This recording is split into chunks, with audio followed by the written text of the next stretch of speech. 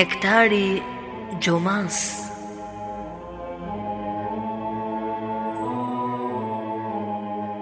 Prezanton Fondacioni Kur'anit.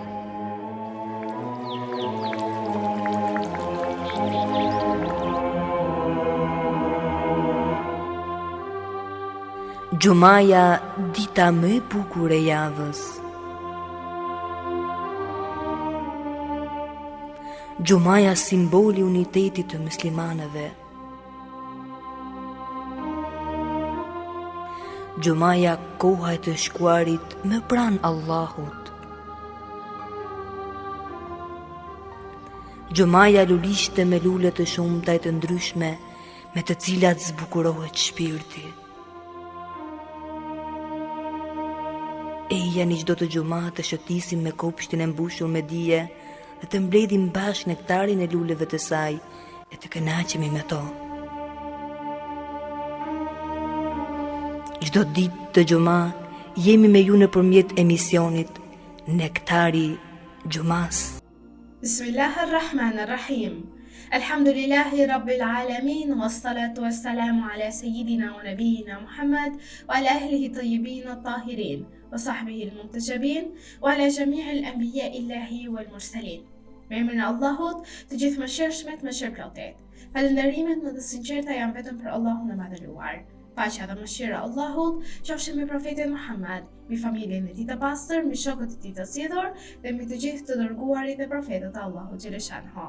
Të nderuar dëgjues dhe shikues, ju përshëndes të gjithëve me përshëndetjen e bukur islame, përshëndetjen e paqes. Assalamu alaikum wa rahmatullahi wa barakatuhu. Paqja, mëshira dhe begatita e Allahut qofshin mbi ju.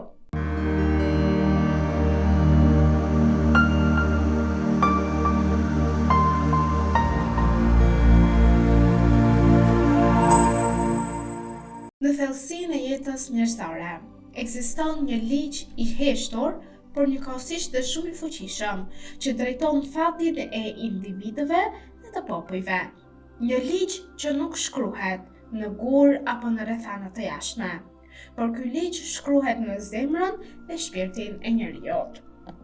Shpesh njeriu kërkon arsye të rënjes apo të ngritjes së tij në botën që e rrethon, duke ja atribuar ato fatit, rastësisë apo forcave të jashtme, ndërkohë që harron se burimi i vërtet i çdo ndryshimi buron nga brendia e tij. Është pikërisht aty, në thellësinë e vetvetes, ku lindin mendimet, qëllimet dhe veprat, të cilat më pas formosojnë realitetin që ai jeton. Ky është një nga mësimet më madhështore që na mëson Kurani, se ndryshimi nuk është vetëm një proces i jashtëm që ndodh rastësisht, por është një pasqyrim i drejtë për drejtë i gjendjes së brendshme të njeriut. Kur zemra pastrohet, mendja ndriçohet dhe veprat më pas përmirësohen, atëherë jeta e njeriut fillon të marrë një drejtim të ri, të mbushur me dritë dhe me shpresë. Prandaj çdo rrugtim drejt përmirësimit nuk fillon nga bota, nuk fillon nga ligjet e shkruara, por fillon nga vetvetja, nga një revolucion i heshtur në brendin ton, i thellë, që transformon njeriun nga brenda dhe e çon atë drejt një realiteti më të mirë.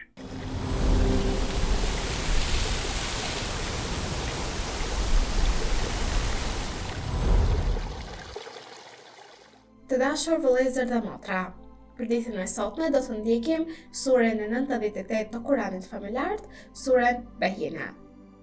Me emrin e Allahut, të gjithë mëshirshmit, mëshirëplotit. Ata që nuk besojnë prej thtarëve të librit dhe idhujtarëve, nuk do të largoheshin nga mosbesimi i tyre derisa të vinte dëshmia e qartë. Një i dërguar nga Allahu, i cili tu lexonte faqe të pastra Kurani, të cilat përmbanin rregulla të drejta. Ata që ju ishte vënë libri, u përçan vetëm atëherë kur u erdhi dëshmia e qartë. E megjithatë, ata që në urdhëruar vetëm që të adhuronin Allahun me përkushtim të sinqert, duke qenë në fenë e pastër të Ibrahimit, si dhe të falnin namazin e të jepnin zekatin. Kjo është feja e drejtë. Në të vërtetë, ata që nuk besojnë prej thtarëve të librit dhe idhujtarëve, do të hyjnë në zjarrin e xhehenemit, në të cilin do të mbeten përgjithmonë. Ata janë krijesat më të këqija. Padyshim, ata që besojnë dhe punojnë vepra të mira, pikërisht ata janë krijesa të mira. Shpërblimi për ta është e Zoti i tyre, kopshtet e Atnit, nëpër të cilat rrjedhin lumenj e ku do të banojnë për herë. Allahu është i kënaqur me ta, por dhe ata janë të kënaqur me ata. Kjo është dhurata për ata që kanë frikë Zotin e vet.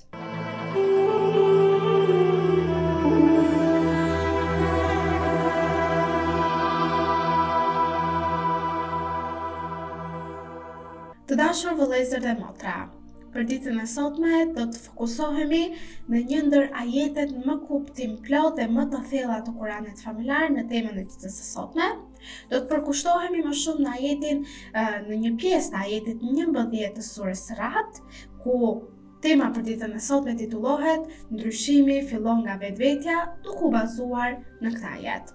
Allahu i madhëruar thot: Bismillahirrahmanirrahim. Me të vërtet, Allahu nuk e ndryshon gjendjen e një populli derisa ata të ndryshojnë çkan në vetvete.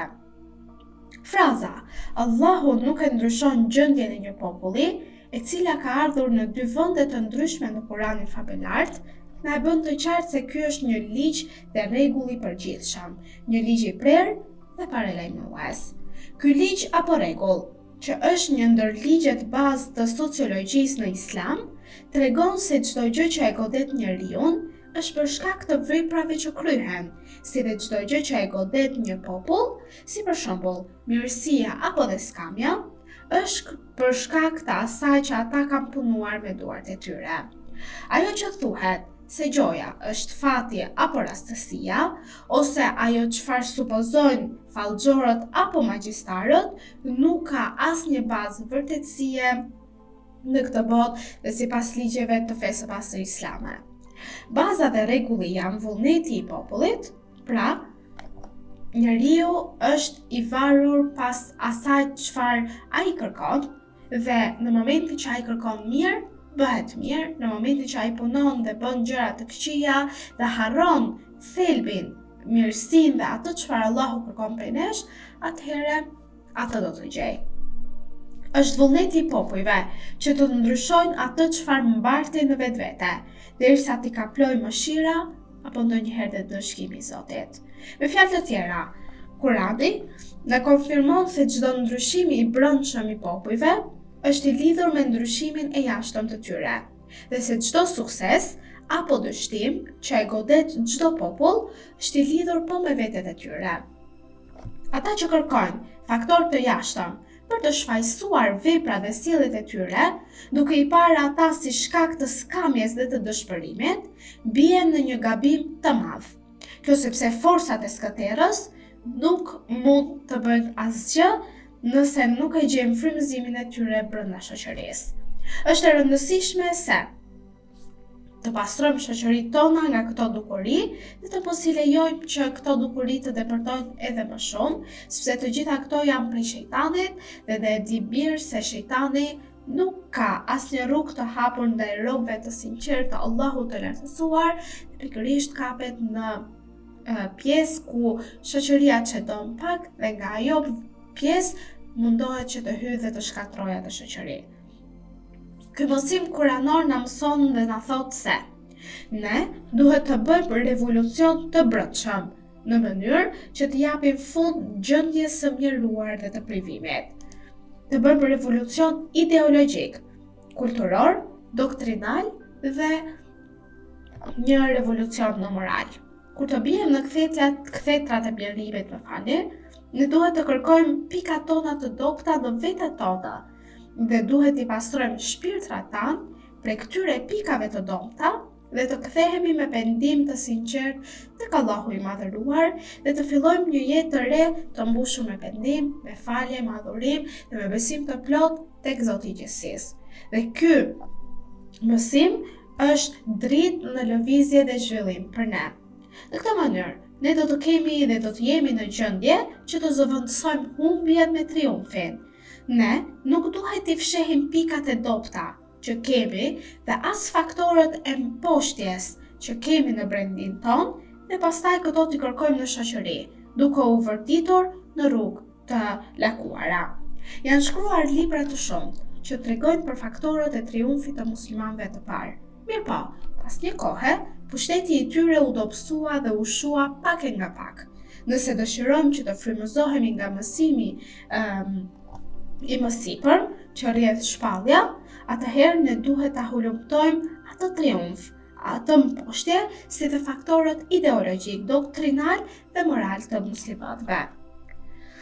Në revolucionet bashkëkohore, prej tyre kemi dhe revolucione në shumë shtete islamike dhe muslimane, ne shohim zbatimin e këtij mësimi kuranor.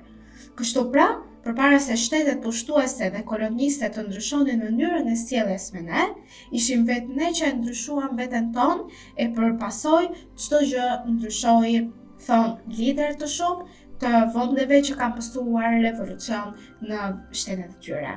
Sido që të jetë, ky është një mësim i vlefshëm për të shkuarën, për të ardhmen tonë, për të gjithë muslimanët dhe brezat e ardhshëm. Ne besojmë se vetëm udhëheqjet triumfuese mund të ndryshojnë popujt e tyre, duke u bazuar në këtë mësim të përjetshëm. Pra në mësimin e ajetit 11 të surës Ra'd, ku Allahu thot, nuk e ndryshojmë gjendjen e një populli derisa ato të ndryshojnë çkan në vetvete. Në historinë e muslimanëve dhe të Islamit ka dëshmi të shumta rreth kësaj çështjeje. Ky ligj hyjnor që përmendet në Kur'an nuk është vetëm një parim teorik i shprehur në mënyrë abstrakte, por një realitet që përshkon historinë e njerëzimit dhe jetën e përditshme të çdo individi. Ai është një ligj që vepron në mënyrë të heshtur, por në një mënyrë të sigurt njëkohësisht, duke lidhur në këtë mënyrë të drejtë për drejtë botën e brendshme të njerëzit me realitetin e jashtëm që e rrethon. Në këtë kuptim, Kurani nuk e paraqet njeriun si viktim të rrethanave, por si ndërtues të fatit të tij, duke e vendosur përgjegjësinë në zemrën, mendjen dhe veprat e tij. Allahu i madhëruar thot në Kuranin e shenjtë, Bismillahirrahmanirrahim, çfarëdo fatkeqësie që ju godet, është për shkak të asaj që kanë bërë duart tuaja dhe ai fal shumë. Ajeti 30 i surës Shura. Ky ajet hap një horizont të thellë reflektimi, se çdo vështirësi, çdo rënje, çdo krizë që jeton njeriu apo dhe një shoqëri nuk është e shkëputur nga veprat e tyre. Pra çfarë mbjellim, do të korrim. Nuk është një ndodhje e verbër, as një rastësi pa kuptim, por është një pasqyrim i gjendjes së brendshme dhe i veprimeve që ne bëjmë. Megjithatë, në të njëjtën kohë ajeti mbart edhe një dritë të madhe shprese, sepse përfundon me mëshirën hyjnore ku Allahu thot dhe ai fal shumë. Pra Allahu fal shumë, duke treguar se dera e kthimit dhe përmirësimit është gjithmonë e hapur për personat. Pra, edhe kur pasojat janë të rënda, mëshira e Allahut mbetet edhe më e madhe, edhe më e gjerë se gabimet e njeriut. Ky parim nuk është thjesht ndëshkues, por edhe edukues njëkohësisht, sepse ai e mëson njeriu të reflektojë, të analizojë veten, të kërkojë shkaqet reale të gjendjes së tij dhe të mos i ikë përgjegjësisë duke ia hedhur fajin faktorëve të jashtëm. Në këtë mënyrë, njeriu kalon nga një gjendje pasive në një gjendje aktive dhe të vetëdijshme. Allahu thot, Bismillahirrahmanirrahim. Kjo është sepse Allahu nuk e ndryshon një mirësi që ja ka dhënë një populli, derisa ata të ndryshojnë atë që është në vetet e tyre.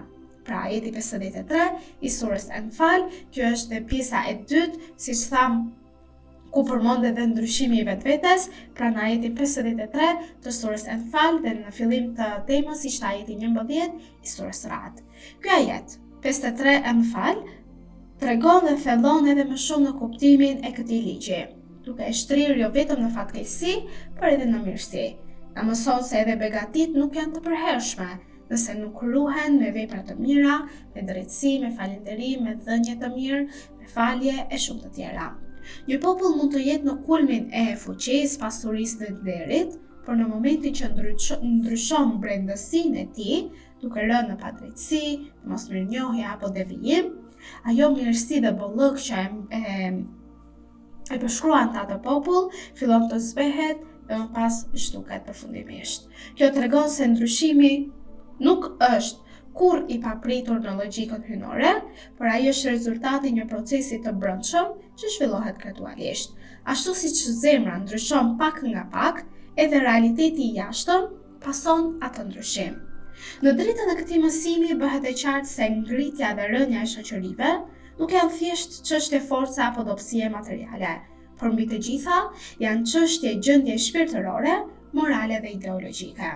Kur zemra pastrohen, kur qëllimet sinqerohen dhe kur veprat përmirësohen, atëherë dhe realiteti fillon të ndriçohet dhe kur ndodhet kundërta, errësira e brendshme reflektohet dhe në jetën e jashtme dhe në shoqërinë ku ne jetojmë.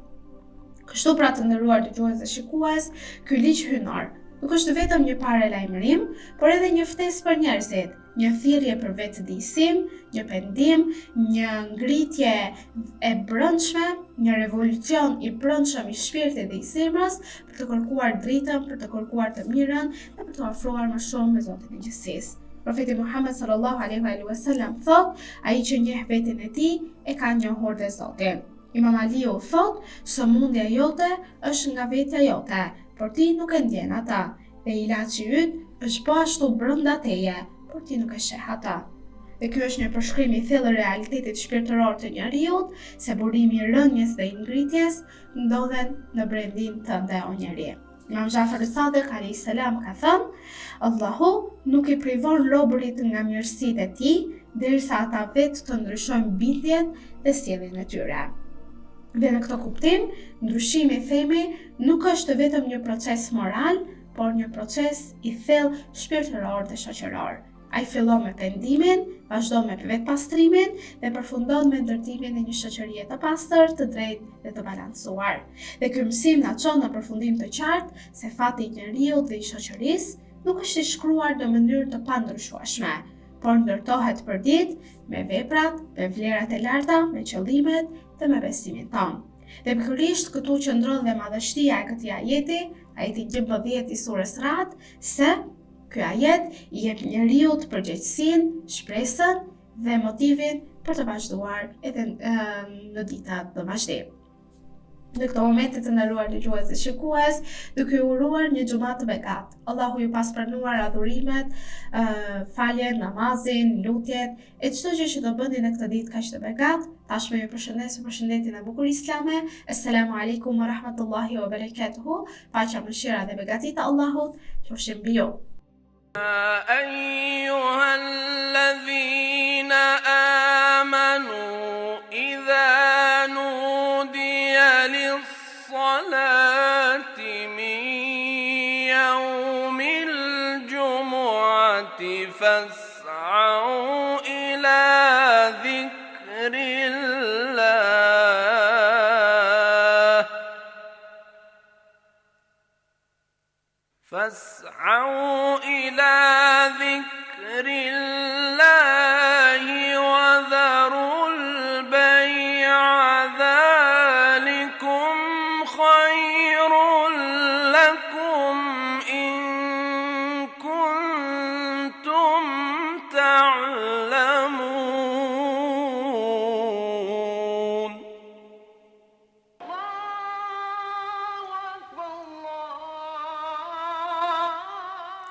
O ju që besuat, kur bëhet thirrja për namaz, ditën e xumas, esni shpejt për aty ku përmendet Allahu, dëgjojini hutbën, falni namazin, e lini shitblerjen.